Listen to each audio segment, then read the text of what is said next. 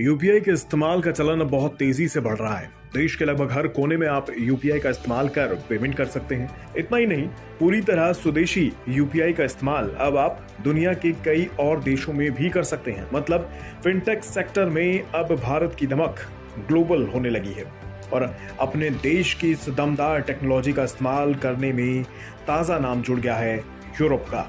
केंद्रीय मंत्री अश्विनी वैष्णव ने जानकारी साझा करते हुए बताया है कि बहुत जल्द फ्रांस में यूपीआई और रुपे दोनों की सर्विस उपलब्ध होने जा रही है। National payment corporation of India यानी एनपीसीआई की इंटरनेशनल यूनिट ने फ्रांस में यूपीआई और रुपे को उपलब्ध कराने के लिए एक समझौता कर लिया है। ये समझौता फ्रांस की लायरा नेटवर्क के साथ हुआ है। इस समझौते का सबसे बड़ा फायदा फ्रांस के लोगों के साथ साथ भारत को भी होगा। समझौते के अमल में आने के बाद फ्रांस के लोगों को कैश में पेमेंट नहीं करनी पड़ेगी। वहीं भारतीय पर्यटक फ्रांस में भी बिना किसी रुकावट के पेमेंट कर सकेंगे।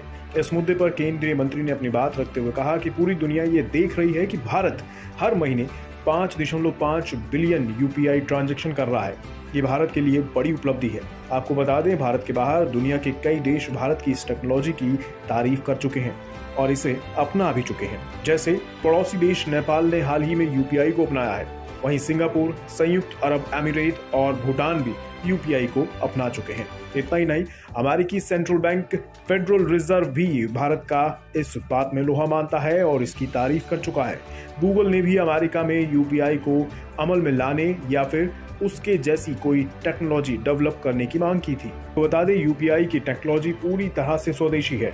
भारत में गूगल पे, अमेज़न पे, पेटीएम, भीम, भारत पे, फोन पे जैसे कई सारे digital payment app UPI interface पर ही बेस्ड हैं। हाल ही में यूपीआई में एक नई सुविधा भी जोड़ी गई थी, जिसमें यूपीआई प्लेटफॉर्म के जरिए इंटरऑपरेबल कार्डलेस कैश विड्रॉल करना आसान होगा। सरल भाषा में कहें तो आप एटीएम मशीन से बिना डेबिट या फिर क्रेडिट कार्ड के भी पैसा निकाल सकेंगे। आपको बता दें, देश में पिछले साल यूपीआई के जरिए 940 अरब डॉलर की वैल्यू के बराबर 3,900 करोड़ ट्रांजैक्शन किए गए थे। ये भारत की जीडीपी के 31% के बराबर है। पिछले कुछ सालों में यूपीआई का प्रयोग बहुत तेजी से बढ़ा है। यूपीआई के जरिए आप रियल टाइम में एक बैंक खाते से दूसरे बैंक खाते में पैसा ट्रांसफर कर सकते हैं और इसी चीज से दुनिया के और देश भी प्रभावित हो रहे हैं और भारत का लोहा मान रहे हैं।